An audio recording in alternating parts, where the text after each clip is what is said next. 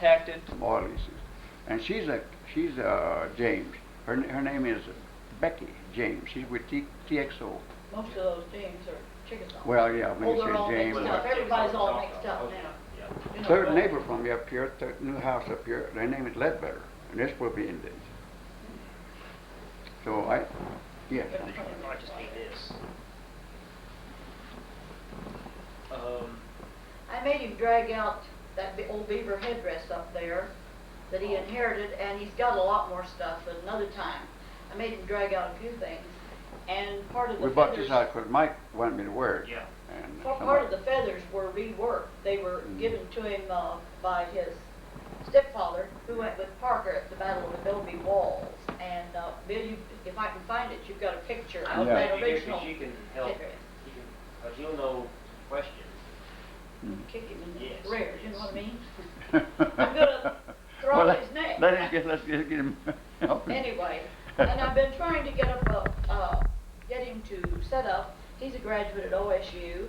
I went to school over there too. I didn't graduate there, but I've been telling him that I'm sure they would be glad to set up a glassed-in window that was hermetically sealed and a small collection. He needs to do this because his grandchildren and great-grandkids are all in the country, and it needs to be done. Yeah. Made available. And that's your recorder? Is Yeah, it? I need one like that. I've given you two. I don't want to hear it. I donated the Panasonic when that was the best. Threw it in the back of a trunk, and his daughter said, "Look here, Mimi, what he did with it." Then I bought a Craig, and he's never done it. Yeah. So there. What's your full name? William, just William. William Karty. That's Karty. Ty. And I went to the Historical Society with a bunch of my students. Now, I'm going to butt in a little bit because he and I are going to see each other later. I found their original enrollment papers, 1870. Lowry Tatum, handwritten on paper. And his dad had only the name, one name only, K-E, spelled K-E-R-T-Y, Karty. Found he had brothers and sisters he didn't even know That's they a corruption had. of that died. Tishikati.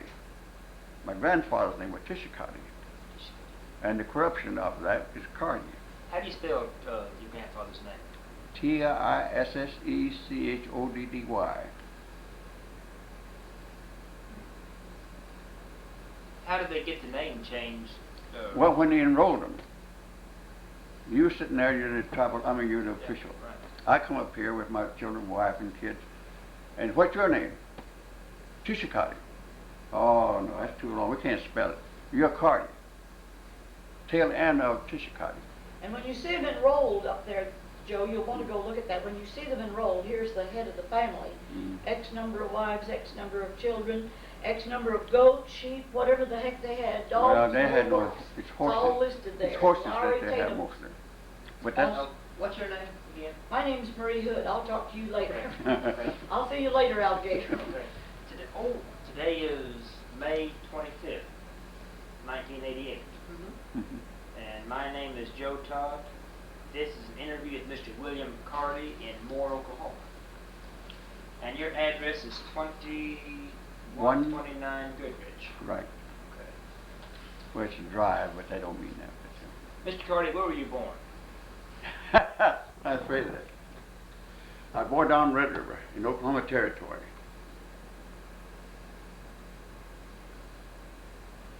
I don't know whether born on Texas side or Oklahoma side. Where on the Red River? Down Red River, that's all I know. It's Oklahoma Territory. My mother tells me down the river, and I don't know but what I might have been born on Texas side. And when's your birthday? Sir? When's your birthday? It's a birthday given to me by the Bureau of Indian Affairs. It's August 15th, 1909, Now, why did they give this to you? because of a retirement. See, I've been spent most of my life as a federal employee, and in order to enable me to have an established date so that I could retire, they gave me the date. After talking to my mother, I had to come get my mother from Oklahoma, where she's still alive, take her out to Arizona where I was assigned, so they could talk to her and try to establish from her what year I was born, or near what year I was born, and what time of the year. And they finally, talking to her, decided, well, all right, certain plants from growing and all that sort of thing. And if I decided, well, all right, it's August 15th, 1909. And it's not not any earlier than that, because the allotment to my tribe, the Comanches, was the latest allotment was 1907. So I didn't get in on that. So apparently it's after 1908 or 1909. In fact, my driver's certificate shows 1908, but the federal government has me at 1909. And who is your father? Sir? Who was your father? My father, Karty. Karty. Mm-hmm. What was his first name? Karty. Just Karty. Mm-hmm. And what was your mother's name? Tarsar. T-A-R-S-A-R-E-R. T-A... R-S-A-R-E-R. Were they both Comanche? Oh, yes. So you're a pureblood. Ha ha. Oh, God. I'm not. My grandmother and her brother were captives. Captured somewhere in Texas or Mexico, I don't know where. Have you heard stories about that? Yes. Tell me about They it. tell me stories about that. Yeah. My grandmother tells me that there was either a small village or a town or a ranch, whatever. The Comanches and the Kiowas raided this village, what it was, and they captured most of the, well, they made slaves on most of them, but they kept the two little ones, my grandmother and her brother, and kept, the Kiowas kept her brother. The Comanches took my grandmother. They brought them back and raised them as Kiowa and a Comanche. And what nationality, I don't know. Although I'm listed as full blood, I don't know, because I can't. I don't know in the world how I could ever establish what my true ancestry is. What were their names, the captives? My grandmother's name was Tosee, T-O-S-E-E. And where were they captured? She doesn't know. Somewhere down in Texas or Mexico, I don't even know. But her brother's name is Little Chief. And he's one of the famous artists here in the States is named Little Chief. Buddy, what's his name? Yeah.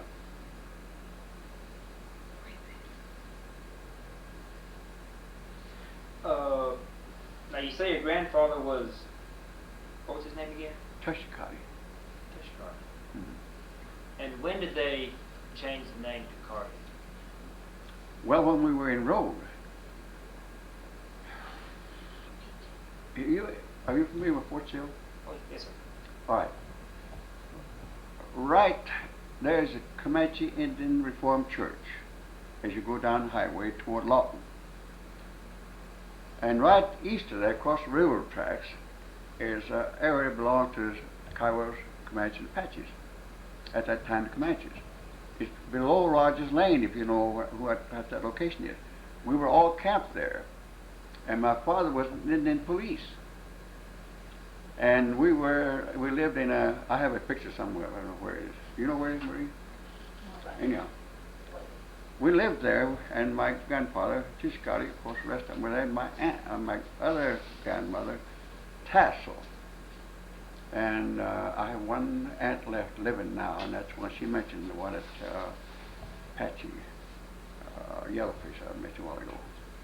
But we lived there, and they would give out, well, in fact, that's where they started enrolling, because that's prior to the allotments, and they moved the Indians from these from there to the allotted areas. If you got a land over in Comanche County, which my folks have, why they finally built us like these mutual help homes, similar to it, way back there then. And they built homes to supposedly to have 5 or 6 kids, 2 or 3 bedrooms or whatever. But this is your allotment. You moved out there when you completed it, and we finally moved out there out in the country. But after we had been enrolled there at Fort Sill by the military people, we weren't exactly prisoners of war, but Mildred will tell you that she was. Because I know her folk real well. She's about my age, a little younger. And I knew them at Fort Sill when I was working there many years ago when I was working on the Fort Sill Indian School. And I knew her father and mother, her father named Emick, well anyhow, I stand up, there. But that's the way we got out there eventually, and that's when they enrolled us, why they got this name cut down short to Karty. Why was your father called Buffalo?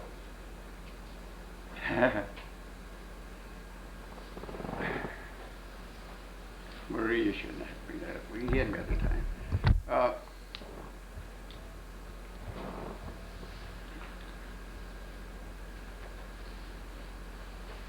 Well, let me put it this way. You know Buffalo Bill? He came to Fort Sill.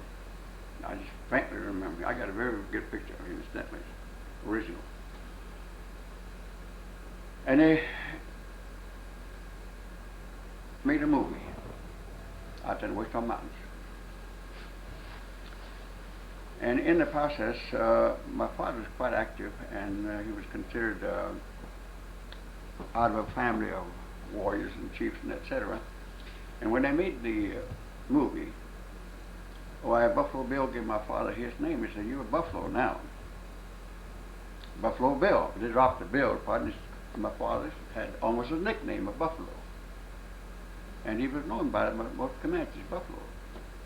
Was he in the movie? Yes. Oh yeah, very definitely. What was the name of the movie?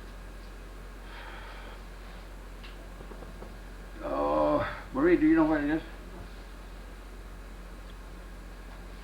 should tell him that you two were in the movie. Oh, well, I was in the movie, yes. As a child. Yeah, in that movie. You don't remember the name of it? I'll tell you who told me that.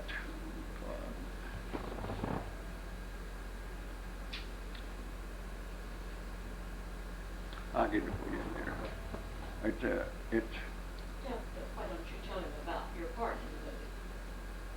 Well, all right. Gambling scene. They had a little small village set up here, teepee here and teepee there, and an arbor where the women cooked and did things, played a hand game, what have you. And it was here, and over there was a valley like, as a little small hill, and you couldn't see beyond that, there's a creek out there, but they come over that hill. And in the making of this movie, my mother and the other women were supposedly out there playing a hand game under the arbor. And all of a sudden I heard a bugle. And here they come, over the hill, the soldiers, led by Buffalo Bill. And the Indians ran up to meet them, the other supposedly there around the camp. But they were just shooting them and killing them. And of course it was in a movie. And of course we all ran, and we all ran the teepee. And then of course they completed the picture with a lot more than that. But the fact that my father was from my family of well-known warriors and what have you, he was rather active in that. That's how come Buffalo Bill gave him his name.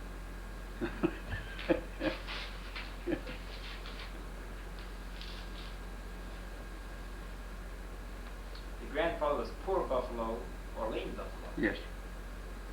There's two names. Why the two names? I never did know. Was your grandfather at the Battle of Adobe Walls? No, I have an uncle, two of them. Walkway, the one that, oh gosh, I'll get into that. Walkway and Tennewicker.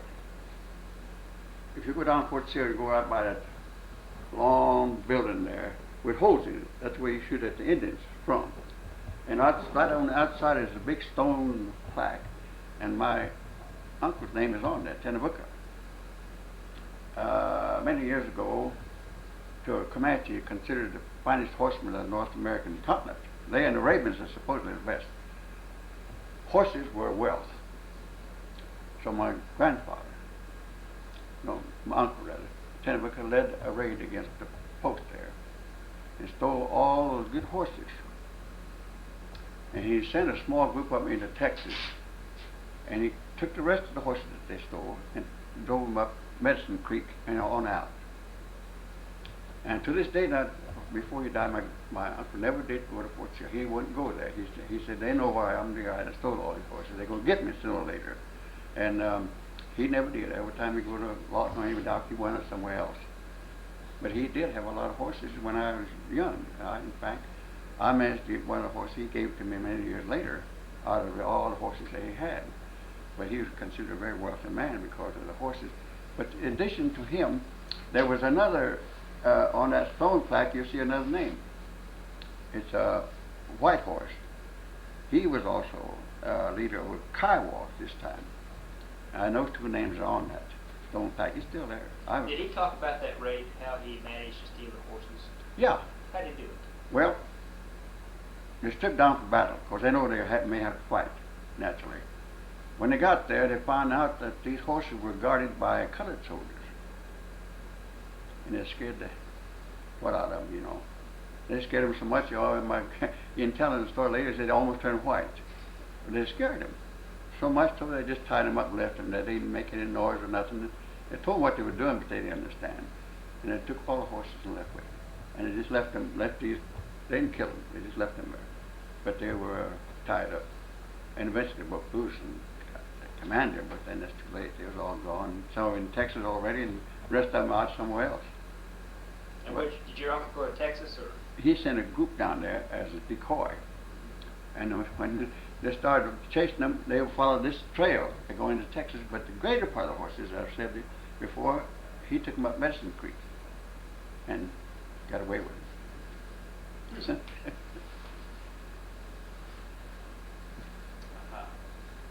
Took them down the creek to obscure the hoof marks.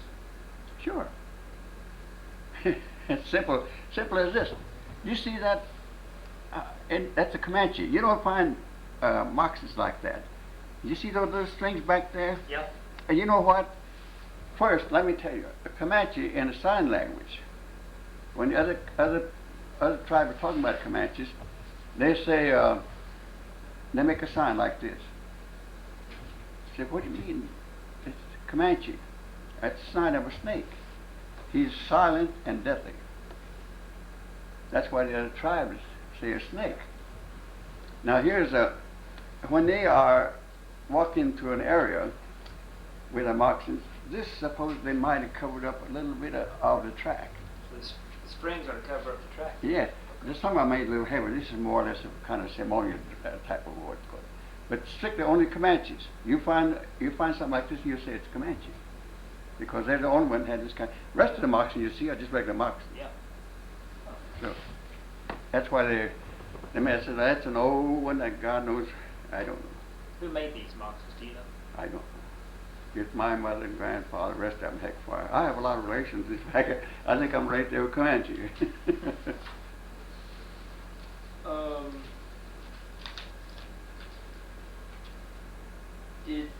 Were you told exactly how your grandmother was captured? Yes. How? She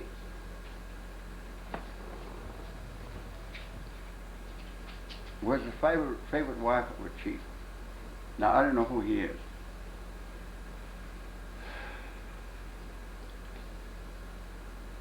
No, I'm talking about the battle instead.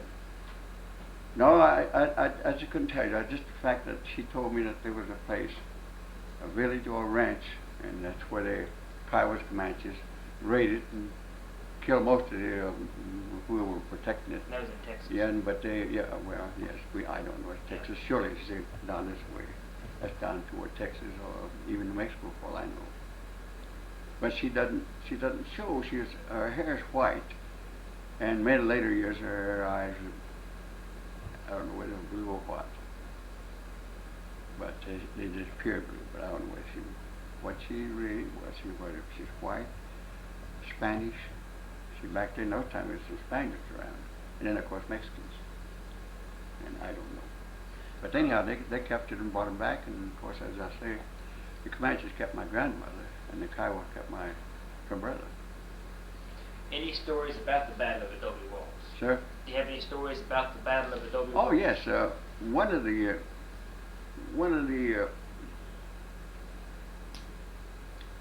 my stepfather. Some of his brothers are from his name Chikovi, Ctkovi, and he to lead a charge or to charge against an embankment or soldiers that are here or whatever, you must be a proven soldier. proven warrior first. They won't let you charge it if you're trying to make an established name for yourself. You got to be an established warrior. Somebody has killed somebody, has done this and that. See those things all white over there? Yeah. Those are not human feathers. Human hair. They should be. Normally they're, and you have all the whatever you have won in battle against the enemy. Then you could say, all right, Karty, you make the charge against them. And he charges into the enemy on a horse now. And if he can make him come back, he proved to him that bullets didn't hurt him. He is still a warrior, and he proved his fact that he is a warrior, established warrior. And that's the way they do. They're running into war here, but the other battles that they've been through. But the only ones that can go are the established warriors. You don't have just any like you and me. Suppose we were there. Say, well, you got to hold back and watch us. How did he establish himself as a warrior? Killing, captured. Was this at Adobe Walls? Or? No. But in the past, throughout the many years, out in the State Plains, what have you, and into Texas and elsewhere, I don't know half of what's going on. Your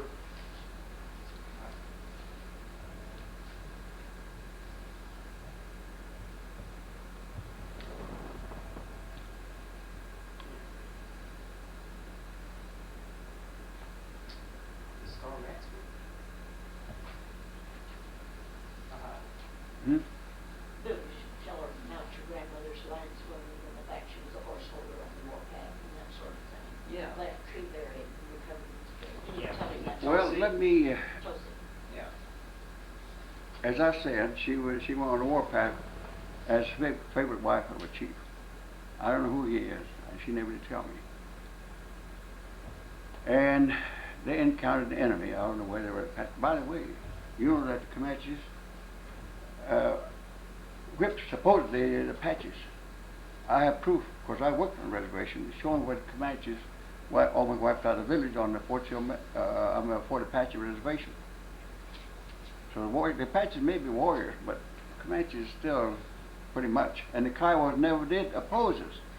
They came into this country and found out they couldn't do anything, so they allied with us. They didn't try to fight us. But anyhow, they were on a warpath. And in the battle, whoever the enemy shot her horse out from under her. And she fell near a plum thicket and rolled under there. And as far as you know, she was dead. When the battle was over, her husband came and found her.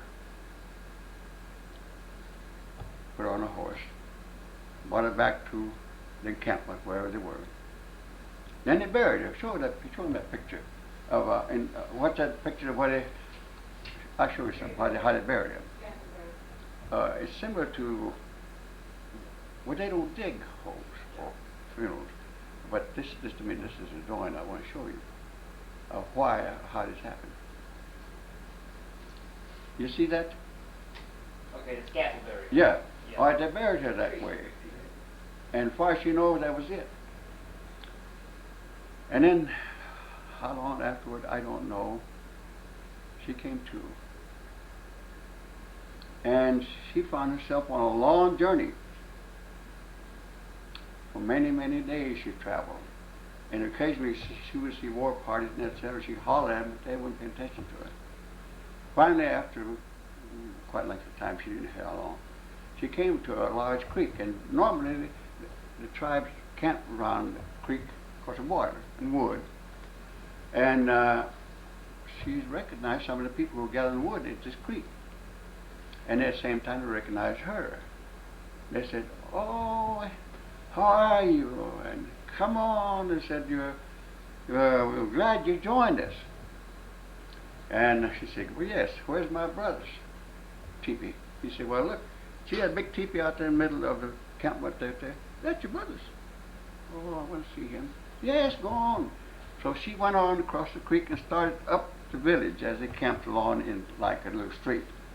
And the other people that saw her come in said, "Oh," they called name. I said, "Well, we're glad you come to join us.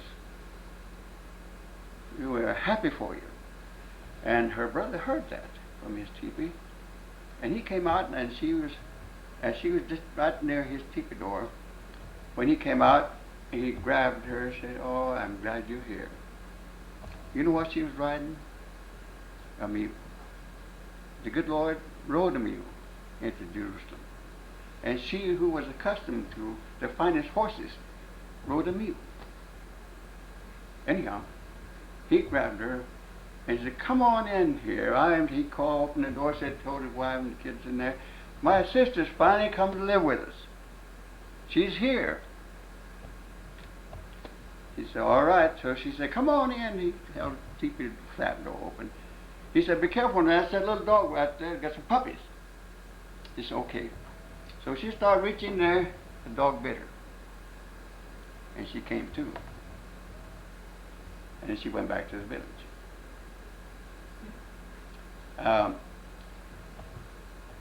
Reason why her scar, she showed me, is it's down here.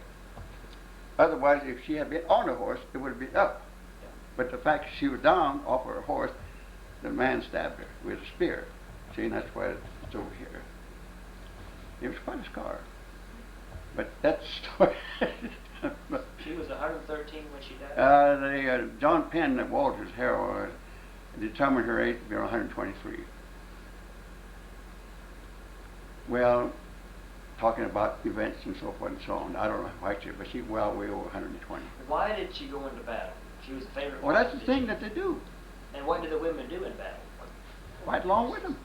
They fought along. Sure. That's no deal. That's why I said commence a warlike society, and so are the Kiowas. They went along with them. But that's just a custom or things that they do. And generally, when a chief went on a warpath, he takes his favorite wife. He may have 5 or 6 of them. He takes her.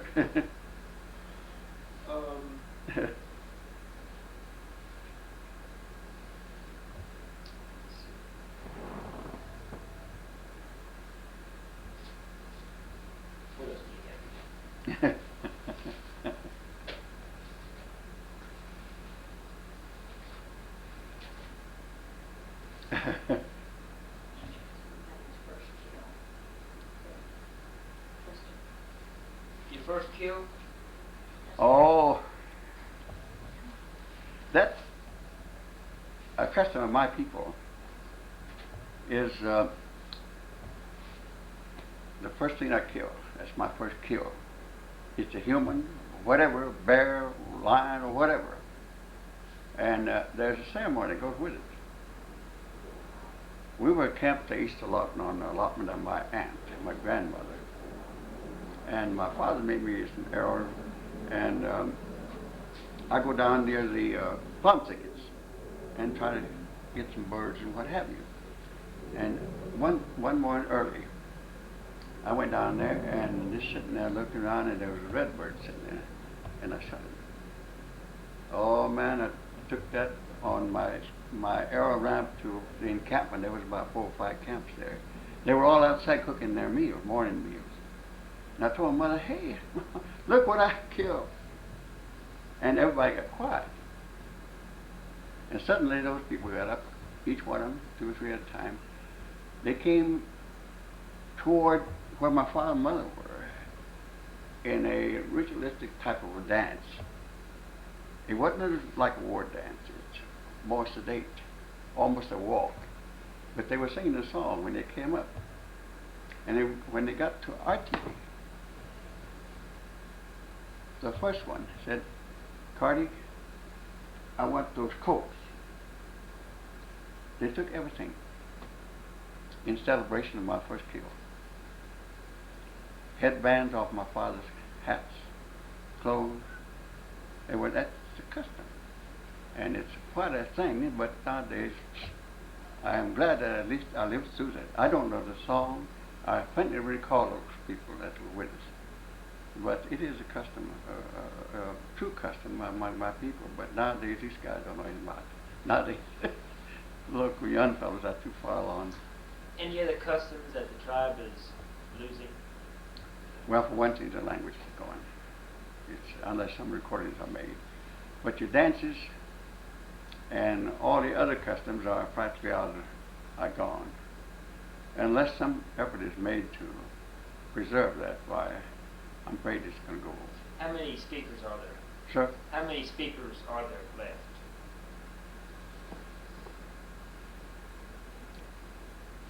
3, 4 rather. Haddon that you talked about. You talking about code speaker. Haddon, Cotton, Red Elk, Roderick Red Elk, Forrest Cusson Award, and Charles Chavity. Those 4. And of the other 3 that I recruited that didn't make the normative each with them, there's 2 left. The 2 left are Naquati and Tabitite. Wani is deceased. How many Comanche speakers are there left in the tribe? Just those 4. Just those 4? That's all. So the Comanche language is gone? Well, no, not necessarily, but among there's still quite a few that speaks Comanche. Okay. But to me, it's not the true Comanche like I told you and I talked to Mike. The real old Comanche, the way they speak it, is pretty much gone. It's nowadays, it's Comanche I speak. It's mixed with the old, not so much, because I lived through a period of time when I came from way back there up to now. I lived through a kind of a transition of the old plus the new to now. And it's disappearing. I regret that, but there's nothing I can do about that. Because I'd like to get some stories of your childhood, of how you were raised as, in the old traditions. How does that differ from today? oh well, back there we lived in teepees and old frame buildings, of course, if you got allotment. Nowadays, of course, well, look here. There's a world of difference between the old time and now. And like my grandmother, she never did come in the house. She had a teepee, had a tent outside. She stayed there. And the only time that she would come in the house was a storm coming up, and then we would bring her into the house. Other than that, she stayed and slept out in her tent, teepee. Are the Comanches, are they hunters, farmers, gatherers? They are now. Back there in that time, why, they were pretty much nomadic. There's no such thing as agriculture back there. The only agriculture they had was buffalo. And he was everything they needed. Clothes, leather, blankets, what have you. They are, but nowadays, they're all just like anybody else. You farm and so forth and so on. So it's a world of difference. What about Blue Horse? Marie. My father died on the church grounds of the Comanche Mission there in Lawton, Comanche Reformed Church. And he was real active. He was head of the elders. And each summer, we had a camp meeting. Incidentally, I have a picture of it somewhere around here, of a camp meeting. And my father, being chief of the elders, would have a guest on a noon lunch meal after Sunday lunch. And we had a big arbor, and my mother had a teepee about like this, and had grass and blankets on it to serve my father's guests. And she had a cook helping her. And I was running around there, 9, 10, 12 years old. And my mother said, "Look down there and see who's coming with your daddy." And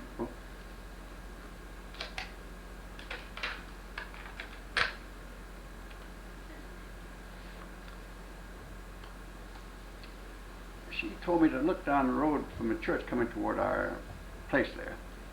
How many guests? I said, look like he's got about 5. About 5. She said, you know who they are? I said, yeah, I know 2 of them. She said, who are they? She said, one was the town, you have a town crier way back in the old time in England. This fellow was that type of, he's the one that went around the campground in the morning, early and late in the evening, telling you, at such and such a place we're going to do this, or who's going to be the leader of this and that and that. That's in church activities now. And he was a little short fellow. Pete, who was his name. The other fellow was a tall fellow. And the reason why I remember him, because He was wearing a ball cap. And I said, old man Timbo. He said, oh yes, he's a pretty heavy eater. My mother said, well, she said, didn't she? And to digress a little bit, I'll tell you how he got that name. I mean, that horse. I mean, his hair capped that way. He had an old white horse. He used to ride to church from down south part of town there. And one day that horse ran away with him, coming to church there. And he had a heck of a time stopping it because this cat bill fell over his eyes. He couldn't see. So thereafter, whenever he go anywhere, you can see Bill up. I said, that's Timbo. That's how come I got that name. Anyhow, they finally arrived, and my mother said, now look, you sit here and eat, and you go play. There's a bunch of kids over here, and that creek is still there.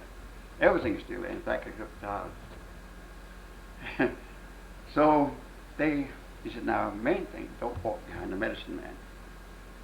Good horse. No, oh, don't do it. It's the worst thing you could do. And you know, he had a broad back, this man. He had a white shawl around his waist here. And right here, he had a little hair put up, then he had it braided all the way back down with a little red ribbon on that end. Of course, he had long hair, other than that. And my mother set him in a special place. There was a creeping bear and a hunting horse, a Kiowa, and creeping bear's shine raffle, I don't know what he is. Anyhow, kicking bird is the other one. I don't know, his name was golf course, but there was a family. Well, anyhow, I ate as fast as I could, and I played around there, and I'd go over back to the little house we had. I couldn't resist it. I went back there behind Mom and had it on his back. Oh, God, he roared and foamed in his mouth and fell all over. The medicine man. I stood there a moment and watched him, and I took off. It's noon now, and I was able to come home to my mother came after that evening. But I did the worst thing I could possibly do, to touch a medicine man, especially on his back. You don't want to touch that. You don't even walk behind him. Why? What was that? Well, just a custom that you don't. It's just supposedly his power is such that you don't do that. And nobody don't set him like that. You set him where nobody walk behind him. So he's the medicine man, and supposedly had a lot of power, but that don't mean anything. Of course, he did have some herbs and medicine that they used to help, but that was a big mistake I made that day. Faux Were you punished for it? Nope. My father brought me and said, don't ever do that again. But you stayed out in the creek and cried. I stayed till late to come out to me. So you did the worst thing you could ever do to me, is to do what you did. Not only because of him, but you don't do that. There's something not done. And here I would be in a very What were some of the herbal medicines that he used? Do you remember? No, I sure don't. My grandmother had tobacco mixed with some kind of herb, and she smoked that, of course. But all right, let me tell you. One day she said they were little bitty pieces that looked like broken stems, black, and she gave me some of them, about like that. Oh, I don't know how many. She said, now you chew those. Chew them. And when you get to where it's soft, keep chewing it and swallow the juice from it. And then run, like you always do, and you won't get tired. Well, I used to run around the barn and all the way around, approximately a quarter mile or so, maybe at the most, or eighth of a mile. She said, you go around way down that hill and come back up again. And you won't be tired. So I did. And when I came back, I sat next to her. She said, you see, you're not breathing real hard. Did you run way down the hill? I said, yes, I'm back. She said, that's medicine. Now, whether that's true or not, or maybe just the idea that she made me think that that's what it's going to be, but it worked. But things like that, or you have a sore, they have certain medicine that they use on, or I had whooping cough, and she boiled some kind of Lord knows what, to give it to me, not my the grandmother. And boy, I tell you, it helped. Because I didn't go to school until many years later because I had whooping cough. And I remained out of school longer than I should. Finally, I did go to school. Then I wound up in a one-room boarding school and finally Fort Sill Indian School, which is still there instead. Why are the children disciplined by the aunts and uncles? All right, now I'm going to tell you something about that. There's another story. But where we lived, there it's the same place. Right across the road from it, there was a fellow named Sweet 16, and his wife lived there. And next to her was my sister, Indian Way, and another sister over beyond her, and right north there was another family, and I had a lot of sisters. Actually, they were the ones who really did discipline of the children. My father whipped me one time. My mother never touched me. But anyhow, this one Saturday even, church before going to church, they were going in town Lawton to buy some beef and bread for church the next day. And they had a buggy and team horses hooked up. They started to drive out of the yard there toward evening. I wouldn't let them out. I said, no, you take me. Oh, no, I said, son, you get back. You just don't do that now. And they finally drove out and started to drive away, and I chased after them. I hadn't taken no more than 25, 30 yards. I felt something hot around my leg. It's my sister. She came with a switch. Buggy whip, you ever seen a buggy whip? My gosh, she made me, I tell you, boy, I'll stop. She said, now you go to my father, you go downtown and bring me beef and bread. But first, come here. And he had rope in his wagon, and he threw it over the tent pole, and she had a big gunny sack, and she put me in it. They tied the top up and pulled me up, and of course I was off the ground about that much. He said, you stay here until they come back and bring me a feed. And by doing so, she hit me once with the switch, and brother, I would have stopped breathing if she had told me so. And that's the way they do it. It's a common practice because even I grew up much later, and I was the brother in a similar reverse position of two little girls. One of them is the Reverend Charles' daughter now, and another one is her sister. She's out in New Mexico somewhere.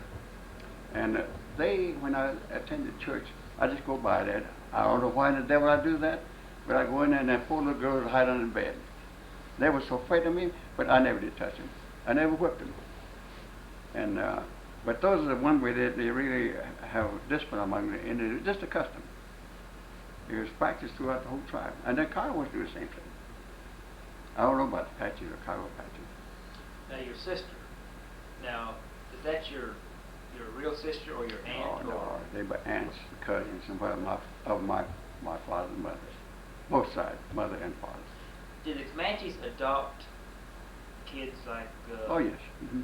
A lot of them. Because when I had whooping cough, my uncle and aunt raised my brother, George.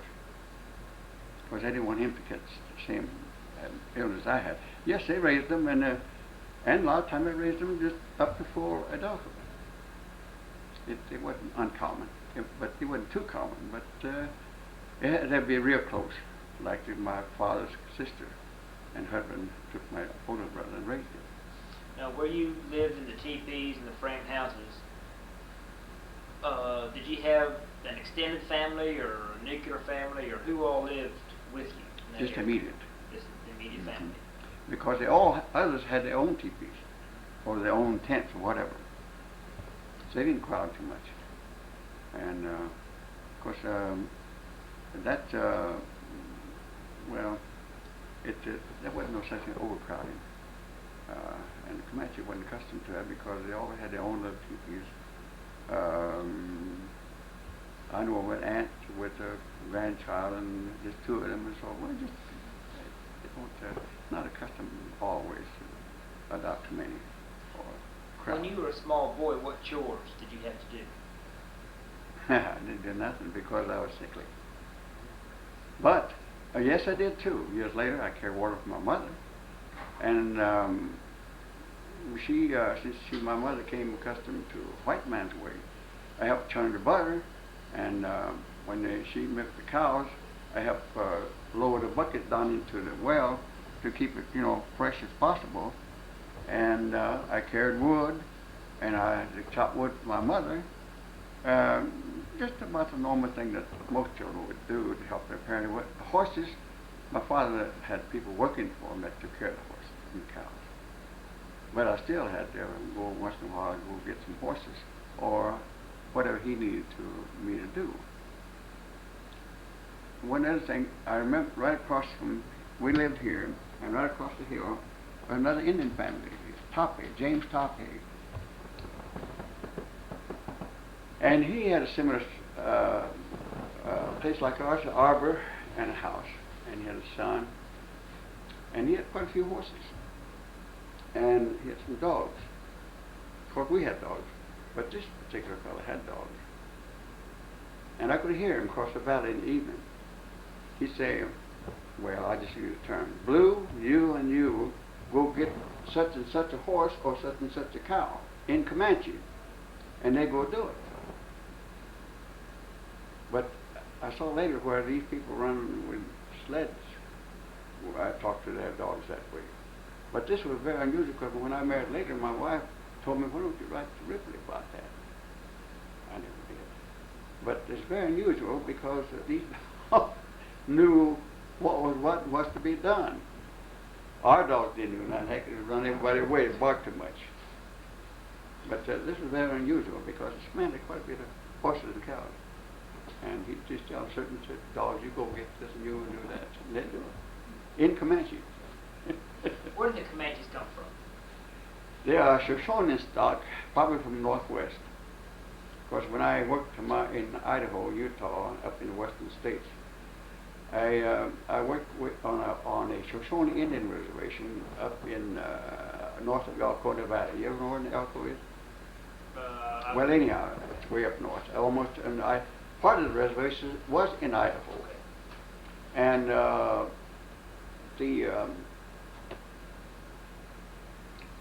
the Shoshones that were there spoke pretty good Comanche. But there was slight variation, of course, being another tribe. But they told me that the Comanches, the Bannocks and Utes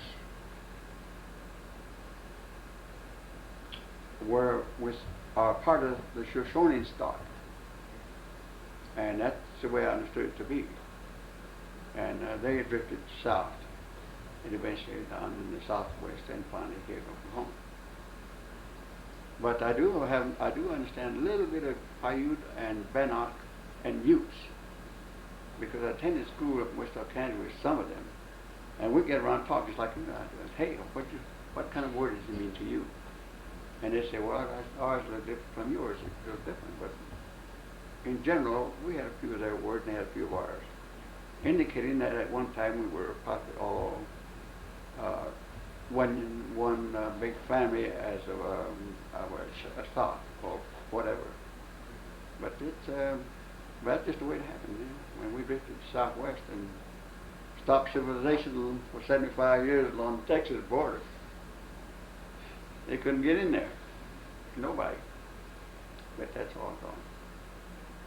We're all gone bye-bye. Oh, that's it. This headdress you have, is this your headdress? Mm-hmm. And you say some of the feathers belong to your stepfather? Mm-hmm. Stepfather, and some of those belong to the two uncles. The Walkway and Tennewicker, the one that stole all the horses. And they give it to me in the form of fans and a headdress. I have another headdress, a smaller one. The feathers came out into that. They have quite a little bit of history to them. Why do you win a feather? For what reason? Well, my right to wear that is the fact that I'm not a member of a royal family, but my family relations and my people are considered not the elite, but due to their relationships and to all of that, my father and mother and all of them, why I earned the right also many years later, other ways. And that's how come I can wear that. Not just anybody can do that. And it's through your It's not picture. custom. And that one too, that is the same way. That is the beaver. Yeah, otter. Otter. Hmm. Now you must be, well, like a king, like your sons. You must be in that family to be being able to wear that. But you have to prove that you can wear it as a warrior. You can't just go out and say, hey, I'm John Doak, my uncle's a king, and my uncle, and wear that. You have to own it. So that's another way. They don't just walk out and put them on and say, oh boy, look at me. Just isn't done. Where did you start school? Where did I start Yes. school? In a little day school named Baird, B-A-I-R-D in Cotton County, way out there east of Lawton. It's a one-room schoolhouse. I attended school till my father and mother became heavily involved in the church. We moved to Lawton, and then they entered me in Fort Linda School. I have, by the way, I got a certificate from my diploma, Fort Linda School, and that thing is it's old. I have that. And then I attended the American Indian Institute in Wichita, Kansas during my early years. And they had students from all over the United States, Canada. There was a fellow named George Martin that was from Canada, from Alaska. And then there was a Caribbean Indian.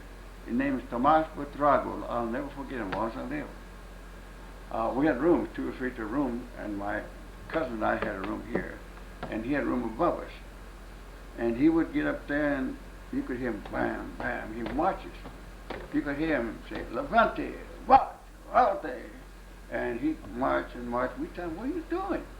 He said, I'm going to go back, and we'll start a war.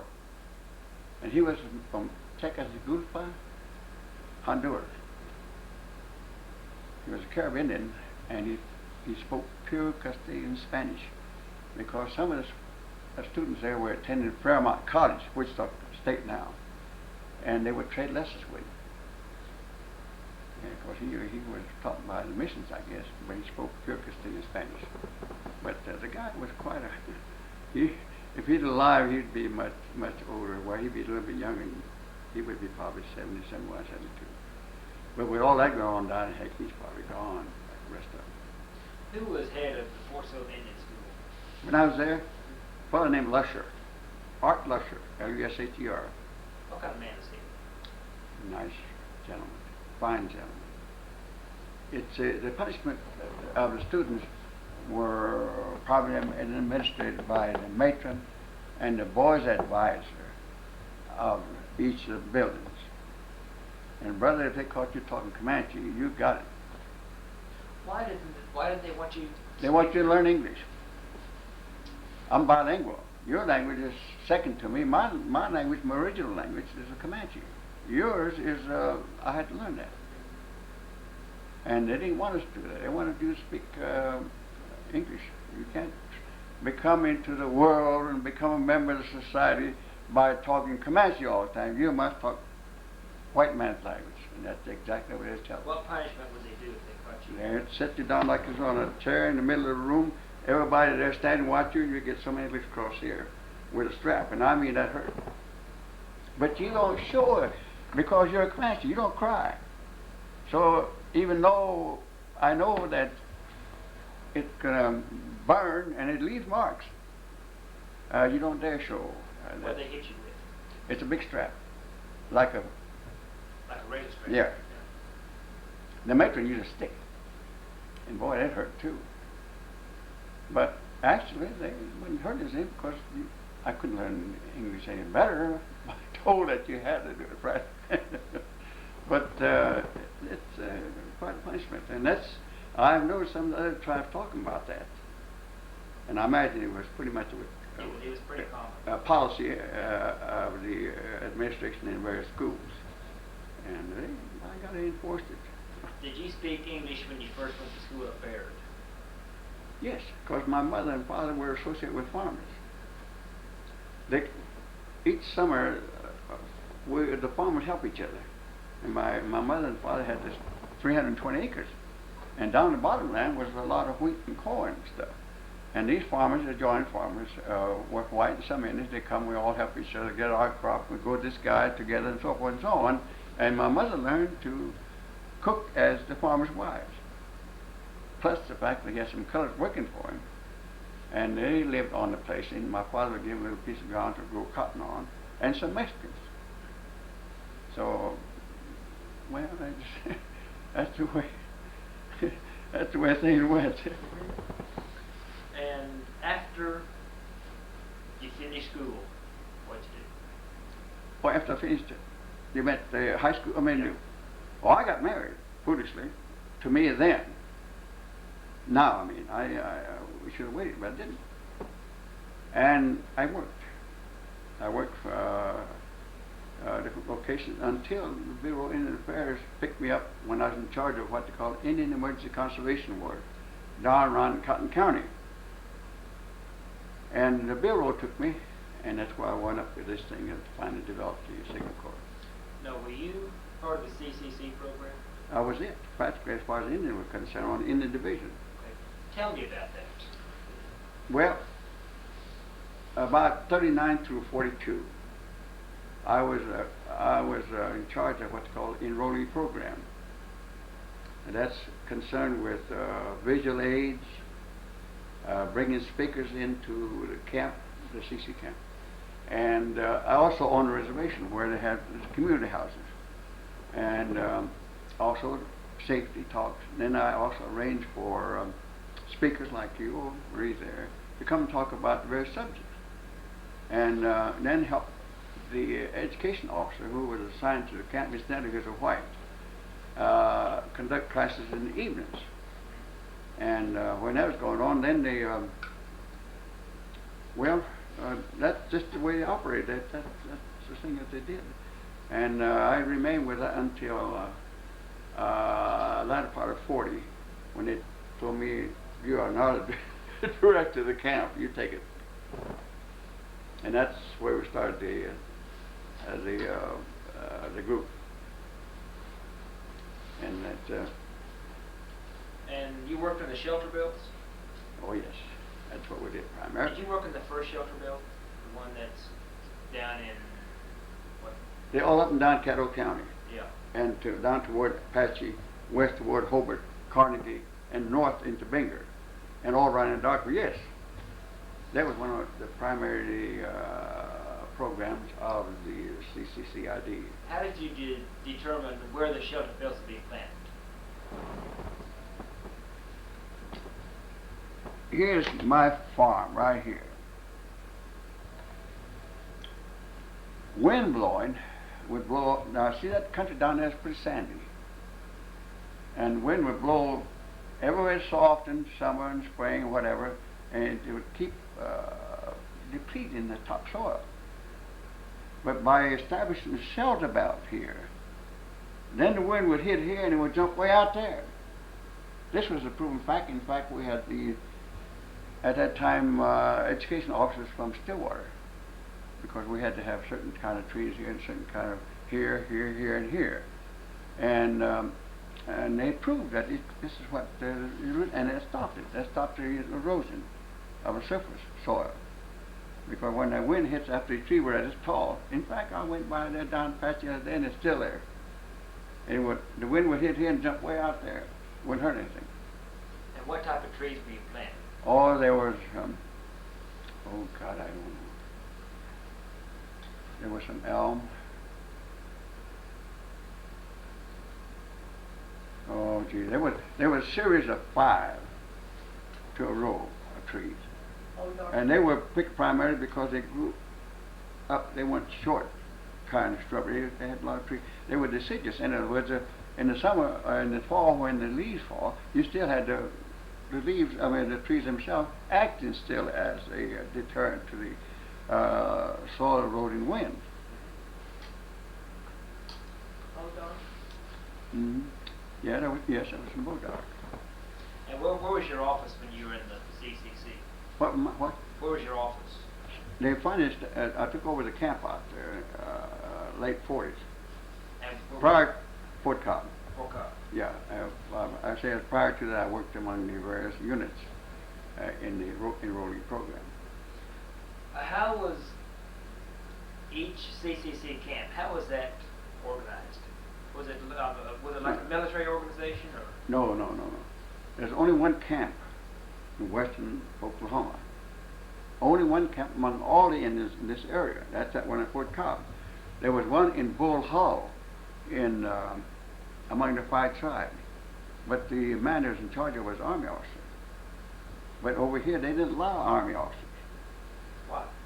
Well, they didn't want them to have any influence whatsoever with those men to be involved in military. They wanted strictly a conservation program, and they want them to work on conservation projects. They didn't want any officers around. In fact, if you look at my ID card, I'm an RA. I'm a regular Army. I don't have a draftee card. But they didn't allow me to have a commission. I could have had, yes. But you were in charge of the camp? Yes, director. They call it director. You don't call me. And by the way, it was self-supporting.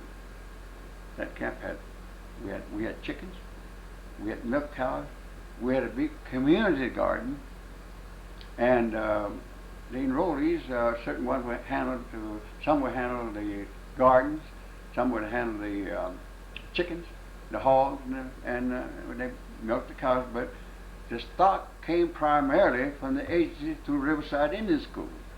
And by the way, Riverside is still in existence down in Darko. And they first came out with technicians to show my enrollees how to raise chickens and get the eggs, how to raise hogs, our garden, our cows, and what have you. And once these enrollees became proficient, then they left.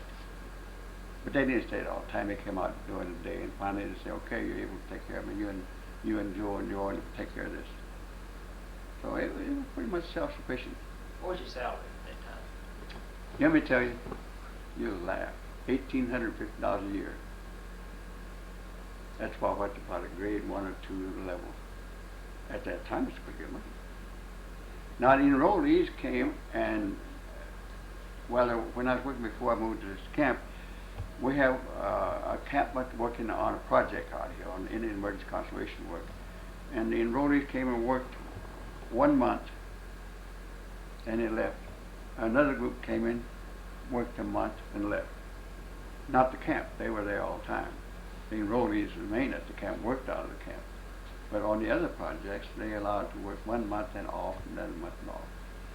And that's the way they made a little money for their families. Besides the shelter belt, what else? What other type of work did you do? Well, we did a lot of grass runways. They have runway, for instance. Not only that, we established erosion control. They helped survey the area. They have an engineer there that did some of the Western Indians, incidentally. And we did the work on establishing that. And when a series of not shelter belt, erosion control structures empty into a ditch or so forth, that's when we built a grass runway to keep it from eroding, because they're all emptied into. But in emptying into grass runway, they had concrete baffles, and they hit the baffles and proceed on down, and then they erode. That controlled erosion. And controlled erosion is an old problem anyhow. So it still is, for that matter, for some places. But that's some of the work that they did. They did, of course, shelter belts and all these other things too. Was the idea of the code talkers your idea? Yes. Tell me how you developed it. Well, I'll tell you, latter part of 40, beginning of 41, when the superintendent told me to get ready to dismantle the camp, some of the enrollees went home. They terminated their enrollment and went home, and they said, well, we'll be drafted anyhow. So they left. And we kept a group that were concerned with the dismantling of the camp, about 40 or maybe 50 enrollees. But they were primarily Comanches and Kiowa, of course. That camp was in their area. We had a few other tribes, but they weren't very long. And when that happened, I got thinking, all right, what can I do to help the war effort? And of course, war was imminent. In fact, we're here. And I thought at first of organizing an Indian army. And I mentioned to some of the fellows. They said, oh yes, let's do that. Well, Indian army, another guy said, well, that's too big. You can't get a whole big army. I said, who's gonna take them all? You're gonna have so many people that they may not even want to fool with the army. So we kept talking around, and finally,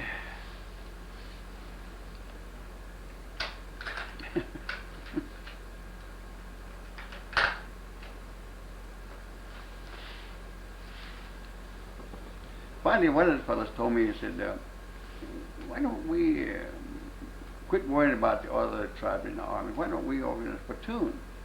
Well, a platoon was a little too big. Finally, one of the fellows told me, he said, well, how about something special for the Comanches? Let's don't worry about the other tribes. I said, well, all right. So I got to thinking, what can we do that would be composed strictly of Comanche? We can't afford a big army of Comanches. And then the idea that, by golly, here it is all the time. We could have a special unit of Comanches in a signal corps. So I asked some of the other fellows, I said, oh yes, boy, that's a wonderful idea, because if I go into service, I want to go in with the Comanches. I want to go with a special unit. I started from there with the original idea, recruiting and organizing them under the supervision and consent of the superintendent of the agency, Mr. McCowan, plus the Army officer that came 2 days after the superintendent talked to me. He said, we authorize you to continue. It's a wonderful idea, and we would take it from there, provided, of course, you keep them all under 18 to 20, 21 years, no dependent, and speak Comanche fluently. And that's it. That can be verified by the enrollees themselves.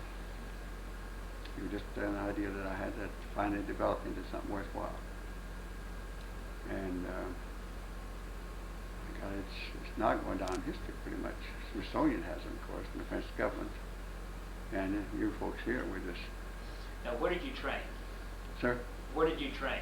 I didn't train any. I recruited them, and the Army took them. And where were you sent? I don't know, where is the Signal Corps Center? I had the idea it was Benton, Georgia, Newport Benton, but I don't think so. I'm going to wait till Roderick comes. Now, I didn't ask Haddon that. Now, this is Miss Kirtland might have, because she has a record of what we had talked about, like we're doing now.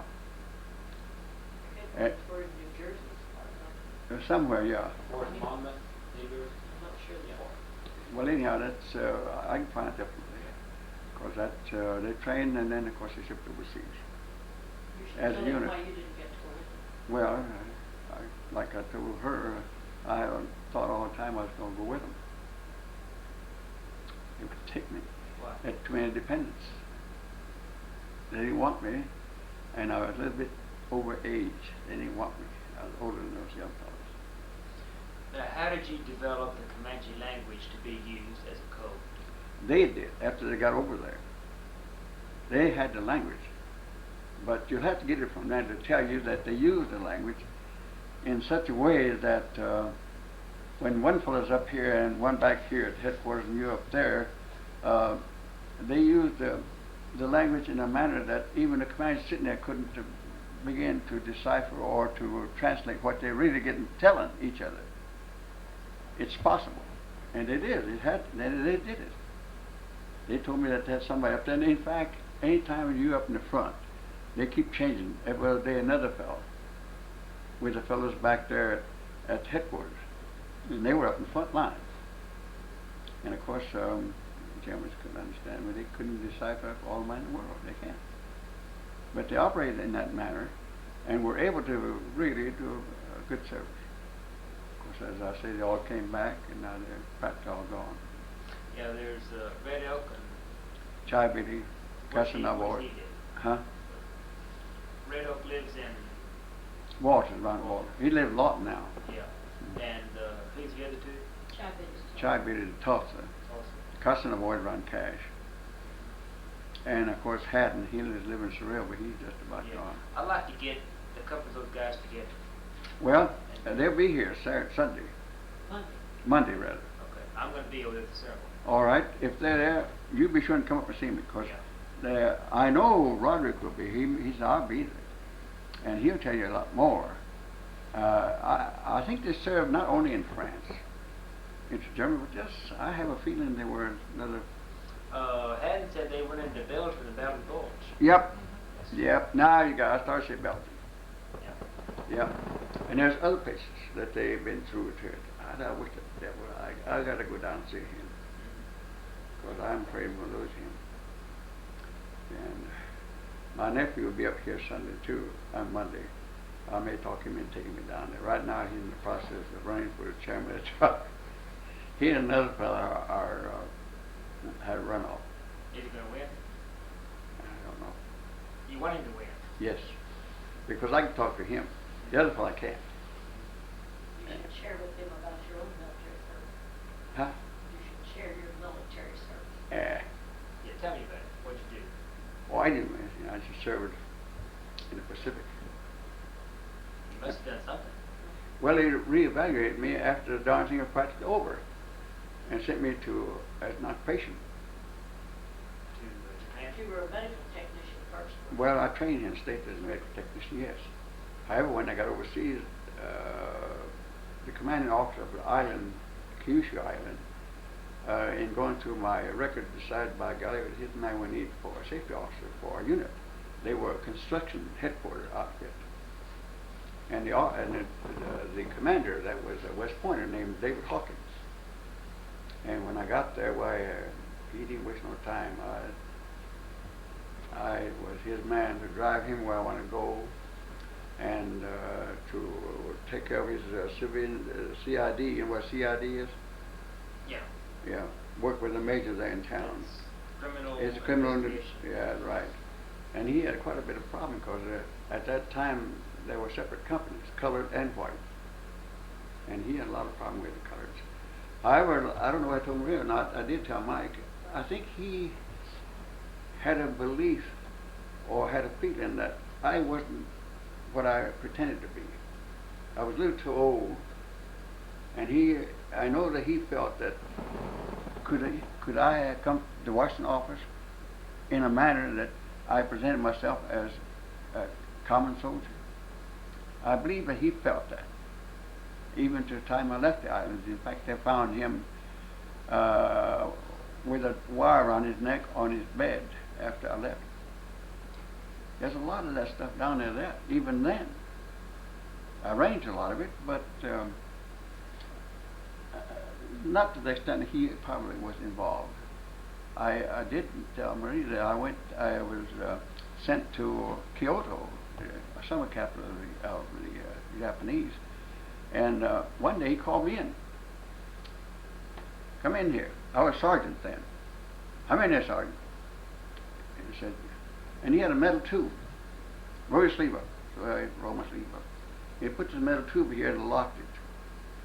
He said, when you go to Kyoto, you report to Major. Anyhow, it's a major. And when I got there, I reported to him, and he had the key. He opened that. He said, you come back in the morning, I'll have an answer. I returned with it the same way, locked. Another time, he just put a big whatgood on a lock belt type thing. Well, what they were, I don't know, and they could be involved in this various thing that got him killed.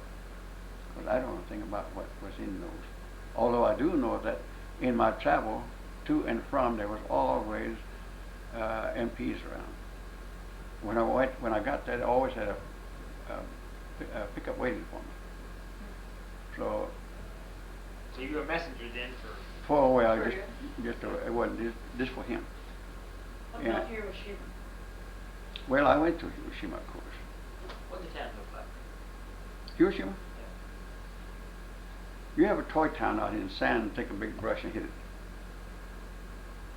It's totally practically, except very few stone buildings, if any.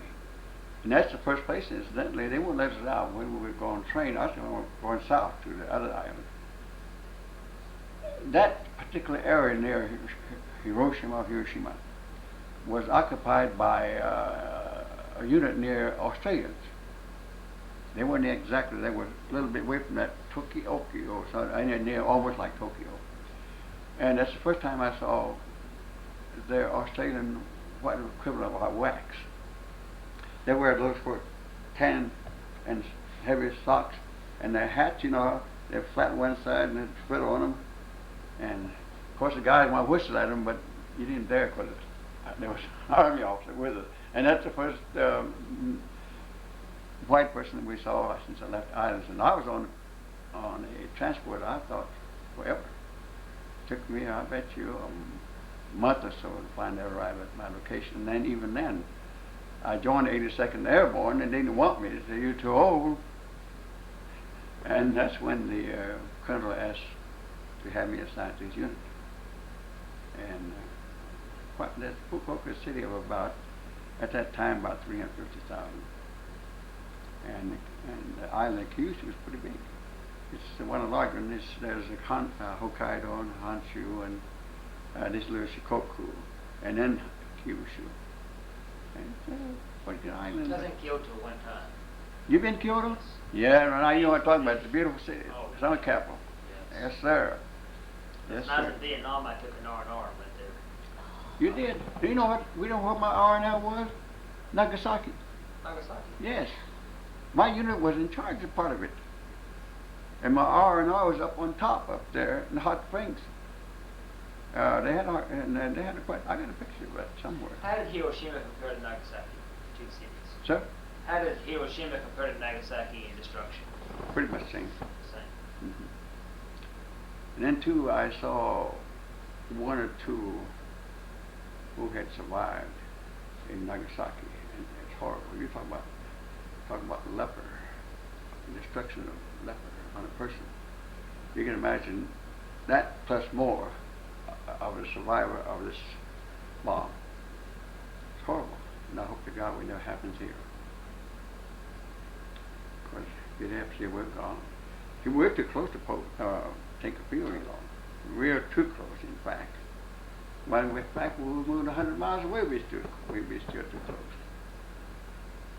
A question. I've often wondered, you know, they had the Jim Crow law Mm-hmm. in the South, in Oklahoma. You know, it's everybody equal to blacks and whites. Where do the Mexicans and Indians fit in? In between. In between. We're just out here in space. You see Jackson running for president right now? He represents the growth of the colors. And he's not because his name is Jackson. Because it showed the strength of the colors. Their strength in numbers is getting to the point where they are of a consideration that you people have to consider. And I keep telling her that you're going to have civil war one of these days. The whites and the colors, and we're caught between. My people. That's not too many of us. If you went up to a drinking fountain or a restroom, which one did you use? Black or white?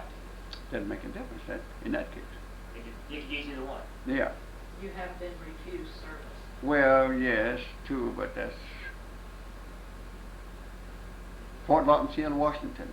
Walked into a place, can't serve you. You're not white.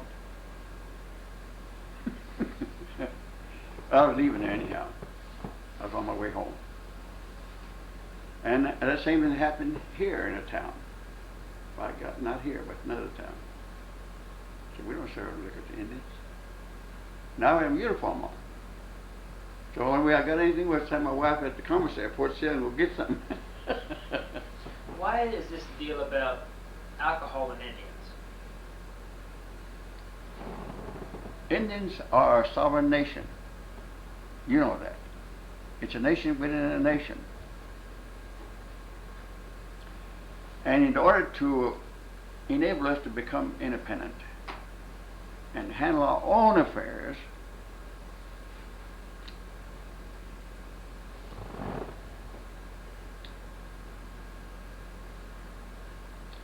well, anyhow, because of that, why these things come up that are difficult to handle. The problems that we have are handled right now by what they call a CFR court. That's Code of Federal Regulations, and that the judges and the people that are concerned with it are concerned only with the interpretation of the Federal Code of Regulations as it pertains to natural and human resources of a Comanche, of an Indian tribe. They also have a court of appeals. We pay no attention to your local laws, nor to your local federal court. Your Supreme Court. Now, Belmont has been trying to eliminate this sovereignty of the tribes, but I doubt if you'll do it, of course, in the act of Congress. And in order for them to do, they would have to eliminate all that and say, well, all right, John Doe, your land, you're going to pay me tax on it. Right now, I don't pay no taxes on what little property I have. If this little area that I have rented, owned or buying, was converted to restricted status, I would have to dodge a lot of taxes. Right now, I'm paid as much as you do. There's no distinction as far as something like this is concerned. But other than that, we do have courts. And on your Indian land, you don't pay tax? No, I don't pay tax on my restricted property. You still have your family's allotment? Yes, I have 2, 3 of them. I have some. How did they determine who was going to get what land when they allotted the land? Well, I don't know how they did that, to tell you the truth, because when we were there at Lawton, my father was enrolled. They told him that you will have, you and your wife each have 160 acres over here. That's finding one up there east on the baseline or beyond that. And we didn't pick it out like you did. As soon as they went on and staked out a place, they decided, John Doe, if you're from around this area, well, we'll give you land over there, elsewhere, or around Walters, or Temple, or Surreal, or wherever. Same way to the other tribes. That happened to them. They were enrolled and given tracts of where they think it would do most good for them, or within the area that have other Indians of their tribe. You don't go out and put me in the middle of Cheyenne Rapo. So that's the way it is. How much land did each Indian receive? 160 acres. 160 acres. That's the first allotment. The second allotment, 1907, was 80 acres. And I missed that. That's why I say I know what my mother says. I didn't even get that. So apparently I'm 1908 or 1909 when the Bureau interviewed her about my age. You got your land by inheritance. Yeah. And any property I have is all inherited. I never had any allotments. When did you go to work for the federal? Did you work for the BIA? Mm-hmm. When did you go to work for them? When did it? Oh, I attended school first. When I came back, I had a friend living here in Oklahoma City. And he called me up one day, and in fact, I was living. My son attended school up here on this, over by Sears, that grade school there, TAP. I drank my son there. When preaching, I drank away. And we lived over there. We moved up here because I had a little oil, gas, and I was getting about $1,250 a month. And I told my wife, I said, oh, let's go on up there and live in a big town. So we came up here, and the kids go to better school, we thought. So we did. We moved up here, and we hadn't been here a little while. He called me one day. He said, Bill, come over, I want to talk to you. And they had an office right there in the Capitol building, in the Federal building. And his name is Lacrone, Dan E. Lacrone. He's deceased now. He said, how would you like to work? I said, oh, I don't want to go to work. He said, we need help real bad. He said, could you go down to Ardmore and help with the conservation work down there? Because primarily before I even went armed forces, I worked with the tribe in that conservation. He was aware of that. And he said, would you do that? I said, well, I tell you, as a favor to you, I will. So we went down to Ardmore, and I started working there as a conservation aide, about a grade 3 or 4. And I didn't mind that because heck, why I'm getting this other money, and I felt like I quit anytime I wanted to. But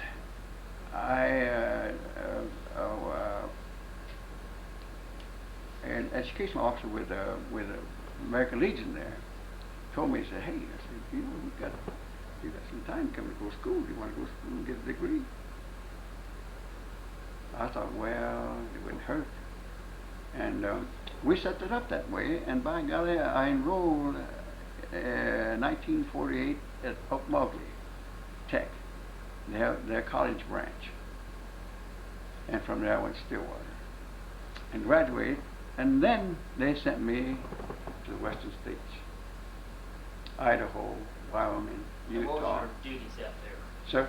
What were your duties in the western states? What did you do? Well, I graduated as a soil scientist. But and it wasn't long before I was behind a desk, running the crew, what have you. But to begin with, there was a lot of brush control out there. And incidentally, I don't know whether you're aware of this or not, there is a plant known as Heligeton. It's got leaves look like little fat fingers. Highly poisonous to livestock. Even when it leaches and bleats, it was highly poisonous. And I worked with the state control of Heligeton out of Reno. And the people I worked with are the Indian people. Use sprays of this particular mixture, 2,4-D and I don't know what else, which is real bad incidentally. And they control that. And from there, I became a range conservationist and soil and moisture conservationist, but generally always in behind the desk part of the time. Just like I got over here, I had such a territory I couldn't hardly stay in office but 1 day a week when we woke up. Because we had to go clear down to River and McAllister, Okfuskee, and Okemah, and even part of Grady County. And part of the Shawnee Indians, that's quite a group there. So it was a pretty good sized job, but I remained in the field of soil conservation for years. But as I say, natural and human resources of the Indian people. After retirement, you served the tribe. Yeah, well, after retirement, I worked with my tribe as director of land management and realty. But I left there afterwards, and we had a little bit of a problem, which is common among Indians. Like I say, a lot of chiefs, not enough Indians. They're still fighting. In fact, today's paper will show the Kiowas are still fighting. And I know there's some odds and the rest of them, but boy, I tell you, until we get the right group in there and we'll support them like we should, we won't get anywhere. Did the Comanches have a Trail of Tears being moved to No. There was no such thing. We, like I told you, came from Shoshone stock and eventually drifted on down into the southwest. So I know a lot of besides the 5 tribes, a lot of, Yeah. when they moved in, the Potawatomis and the Shawnees and everything else. Well, in a way, they did, because when Quinna Parker came in as the last chief, fighting chief, they put it around Fort Sill. And that amounted to almost that sort of thing, but not there. But they told us this is it or else. So they quit fighting. They killed all the buffalo. And but that's almost a sort of thing, because they brought them in from different places, different bands, and say, all right, here you are. We're going to give you land, and you're going to live on it. You're going to become a farmer, to become like the white man, which will never be, I guess, because after all, this is my land. I was here, and my ancestors were here. You're a stranger. You came here later. But we don't think of it that way. We don't look at it that way. It's just those things. Well, that's it, pretty much. And Do you have any other stories that you can relate that your grandparents told you about the old days? Tell him the story of what the meaning of dry bones. let me tell you about the coyote and the skunk. The old coyote, he was laying there in a small creek bed, had a little fire going near a prairie dog town. He'd look out there and there was a little old fat prairie dog running around there, coming out of their holes and barking. They run back in. He just could just taste them. And while he was there contemplating this, what he wanted to do, along came a skunk. He said, "Hey, I'm glad to see you. Where you going?" He said, "Well, I'm just coming along the creek bed here, going my way." He said, "You know what? Let's do this thing." He said, the prairie dogs, they know you're the enemy because when you go in their hole, they can't live in it. And so I'll tell you what you do. You go out in the middle of a prairie dog town and lay it down like you die, like you're dead. And I'll come along and I'll call them. I'll tell them, "Come, your enemy is dead. Let's have a big dance. Because we're joyous. He's dead, your enemy." So he went on out there after he laid there, and he got a piece of bone of some animal and hit on it. And he told them, "Come," he said, "come, all of you, plug up your holes and come, or your enemy is dead. We want to dance over his body, dead body." So here they came, prairie dog. He said, "Now, this is very serious." I said, "When you dance, keep your eyes closed and dance slowly around him, and we will really show our joy at his death." So they started dancing, and their eyes closed, not a prairie dog. So he took his bone, and he was just chopping one after another, getting as many as he could. When a little prairie dog looked up and saw what he was doing, and he hollered, "He is killing us!" And they all ran. Finally, he got up next to the skunk. And between the two of them, I imagine they got 10 or 12 or dozen or so. They took them down to that fire he had built. And they stuck them in there for barbecue. Old coyote was telling me, "Hey," they said, "now look at here. We're going to stick them, let's leave their tails out so we can see. They're going to be barbecued, so we can tell when they're really well done." He said, "I'll tell you what, while this is cooking, our barbecue is going on, why don't you and I have a race around that hill way over there?" And Skunk said, "Well, I can't reach you. You know I'm slow." He said, "Oh, I'll take care of that. And I'll tie rocks around my legs." And we started out. "I'll give you a head start. You even start off, and I got these rocks." So he tied rocks around his legs, paws rather. They started out, and Coyote, he just barely took a step forward. He didn't get, I don't suppose, a few feet away from the fire when the skunk was practically around the hill. And when the skunk got around the hill up to it, before he went complete out of sight, he looked back, and the coyote was still just way back there, stumbling over the rocks. So he went on around, came on back around, and when he come around the hill, looked ahead of him, the coyote was nowhere. He said, "Oh, he's back there behind the hill, falling down with the rocks." He said, "Here I go, get me some barbecued prairie dog." So he finally got to the place, and when he got there, he said, "Oh man," he just could taste them. So he picked up one tail. Oh, they well done apparently. Picked up another one, and another one. Finally, he opened them up. They were nothing but bone. The old boy has cheated him again. He ate him up, covered him, and left with sticks of just pieces of tail sticking out. Tell him the song "Dry Bones" and what it means. Just doing that song. But there's a lot of good stories. My regret is I didn't remember them like I should. I'd give anything if I could. The song that my father was going to give me to remember to sing. It's kind of like a warrior's death song. But you know, he called me, wanted me to learn that song, and I never stood long enough to hear that song. I did portions of it, and then I forgot it completely. It just like nothing to me. And I wished to the good Lord I had at least that song, but Does I don't. anyone know that song? No, I heard you sing it once. no, that's a different one. It's just my father. Tell him the meaning of dry bones. Oh, well, that's just a song that they sing about if you were dancing, a homely looking girl come puts her arm on your waist. He said, don't reject her. He said, do you see those bones over there? They're dry bones. That's the way we're going to be someday. It's a song that goes that way. And but I sure hate that, because right now we're losing out all the culture, songs, and what have you. Not only my tribe, the others.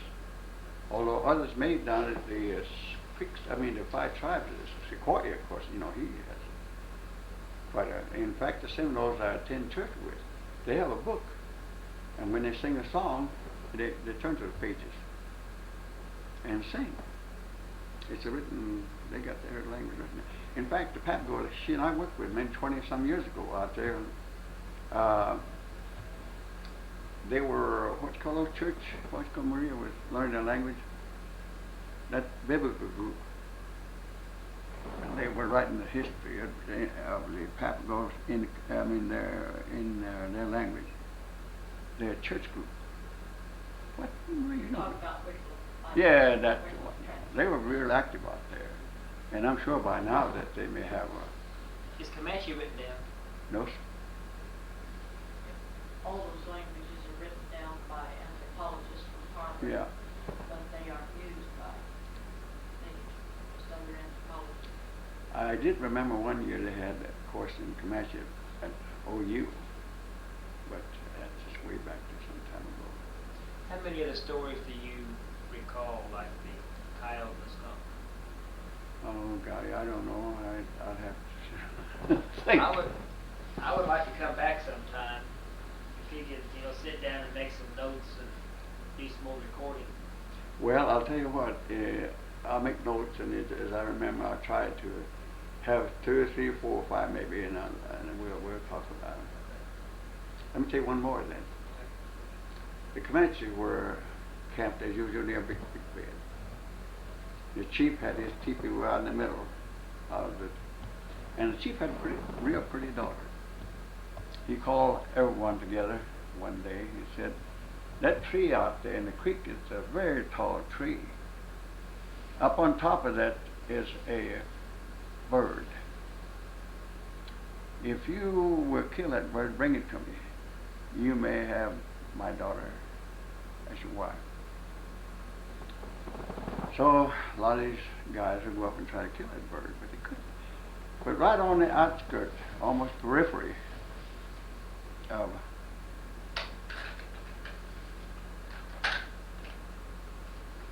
the encampment was an old lady and her grandson. I don't know, maybe 13, 14, 15, whatever. And she told him, gee, look at you, would improve, in modern day language, you would improve our standards. Right now, we're just barely hanging on the edge of the camp, but we're way out here somewhere else. She said, you go kill that bird.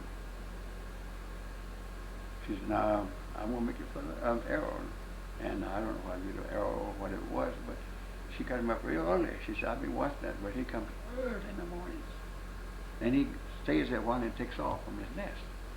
And I won't give him the more, you go with it. So she woke him up one early morning, and he climbed that tree and got right almost under the nest. And here comes the bird. And he killed him. And he brought it down, took it to his grandma. And she couldn't contain herself. She ran out in the streets of the camping. And look what my grandson, he killed the bird that the chief wanted. He said, they took it, and then she came out. Yes, beautiful feathers. They're going to my bonnet, whatever. Yes, call her daughter out. You go with them now. And not only that, I want you to keep you close to me now. Because your daughter, my daughter, and your grandson will all live close together. Hereafter you will be a member of my family. And I just want to, it's kind of something like, oh, well, I don't but it's things like that that tell that I forget about. One other thing though, there is a Seminole lady that occasionally drives me when I need to, and they're a member of the same church that I attend. One day she was sitting like you right there, and we were talking. She said, in your stories, like we're telling now, do you have a story of a big, big man? I said, yes. The Comanches called him Moopich. He was a terrific man, huge, and it looked like he was a monkey with a lot of hair. And he was considered, well, they were all afraid of him.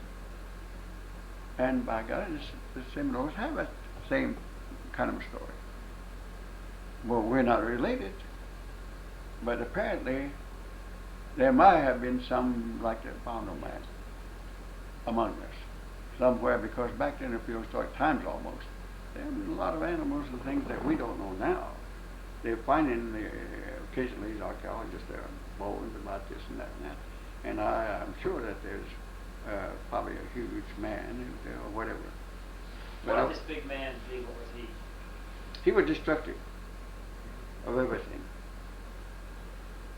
And she did the same. She told me the same thing, that this thing has happened, and he comes up and he just tears up everything. And one other thing too, we remember her, she and I together. We compared notes, and my mother many years ago told me of a story of small people that live in the water. I thought that was a story to tell me to put me in bed and shut me to sleep. But she had a similar story of little people living in water. Now remember, she's a Seminole, I'm a Comanche. Yet apparently there's sure some substance to something like that. There's got to be a little bit of a story, unless it's a story, but how do you get from them to me, or to us, vice versa? They are, and I'm sure there's a lot more stories that others remember. That's the reason why I went to visit my Aunt Maud. I'm going to ask her additional stories, and when I do, I'm going to record them like you're doing. And I need to, because some things I want to ask, like about my the Karty, that's the signer of the Medicine Lodge Treaty. Tell me about him, about signing the treaty. Well, I don't know anything about that. That's what I want to find out. There's a Karty that signed that. Would you Aunt talk to me? Sir? Would you Aunt talk to me? Oh, yes, you would. You should Of course, go too, though, Bill. but she'd get long in years, and I need to get over that. I thought maybe when this is over, I'd get over this. My nephew, if he wins, loses, draws, I'm going to make him take me down there. Would you like to go down sometime next week? Well, let me see what's going to happen. If he wins, all right, he will be too busy. If he doesn't, he'll take me down, and I'll call you to go with us. If he wins, he'll be too busy. Yeah. Because if he wins, he'd be pretty darn busy. Would you like to go to? I'm not sure it can, but you ought to go ahead and go next week. We've been Yeah. promising to for 20 years, you know. I think it's time. Why don't you let Joe? Yeah, of course, she's getting around in years. I need to get to talk to her. Or we Got leave, to. it might be too late. Why don't you make it fine? Well, do you have anything else? Bill, why don't you tell him how you got your family, your children, and Comanche custom about sharing children and how you got that deal? And Oh, well, my son and grandson, my son. When we were working together, my brother was on a shift. That's when I still run down there in the emergency conservation work. And I was married and had no children, but he did. He had 7 of them. And this little boy's mother was ill, wasn't feeling too good, and he came to me one day, and I ran a little boy with me. He said, "I tell you what, do you have no children?" you take him now and let him stay with you while we're working together. And we'll see how it comes out. If he wants to stay with you all the time, well, we let him stay with you all the time. And, you know, through 2 shifts, about 60 to 90 days difference, we kept him. And finally, 6 months later, when he come to get him, he didn't want to go back. So I took him and adopted him and raised him. He's a minister now. They had a lot of other children. Oh, yes, they had a lot. He says that it's a custom among them to say, I have a lot of children. You raise one because you have none. It's not an adoption, but still, he didn't give it to me either. He just wanted me to have a son or a daughter, it could have been, because he had more than 2 or 3 or 4 or 5. That's just an old custom, one of the customs. Yeah. And later you did adopt him. Yeah. Then you got 2 girls Well, they're through a death. on the other side. Yeah. What is the history of the Otter Act? Same as this. It's got to be a chief to wear that. Okay. Who does this belong to? This belong to your grandfather? Walkway. That's not Tennebuca, that's Walkway. Maternal uncle. Oh, yes, I'm sorry. Yeah. And how old is the hat? Do you know the bonnet? Oh, good. He's been deceased for quite a while. It would be over 100 years. Well, You can tell the beadwork. Some of the beads. well, you can tell by, you see the beads in that thing? They're tiny. You can tell about that. They're cut. Yeah, they are tiny beads. You don't find those every day. Those are different type of beads. And that indicates that they're 60, 70, 80, maybe 90 years old, for all I know. A Walkway's picture is in the Comanche book. Yes. You don't have to handle it. Mm-hmm. And this one here is, this is mine, of course. And the other man, what's the other uncle? Mm-hmm. Your mother's brother, it's in his picture's in there. Stolen horses. Yeah. Well. Let me have your telephone number. Yeah. Okay. You put it on top of this right here. Oh, good. On top there, I'll put it on my telephone book. I have some cards, but I walked off and didn't bring them. Well, I have some cards here. Elderly ladies always carry cards.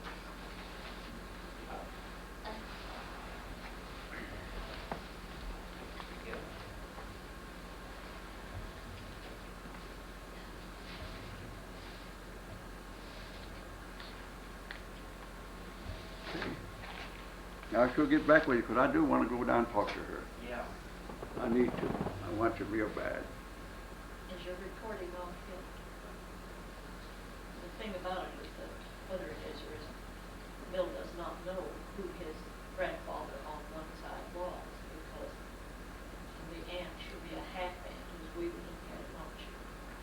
And, Maud is my father's. she and your father's sister. dad had different parents. Oh, yes. Not sure. It was very interesting. Well, that's She'll pretty, know, but you don't know. that's pretty common among the various tribes. It's, Okay. Well, I appreciate this. that's all right. Thank you. I'll get with you We're glad one you way or came. another. I want to volunteer now, Joe, since you're in this business. I have a lot of books that are out of print, and I brought one, Kiowa and Comanche Captives, that would be real interesting. I'll just get you a box later on. We'll get together, privately published things by old missionaries and things like that, and try to set you up a bunch of stuff for later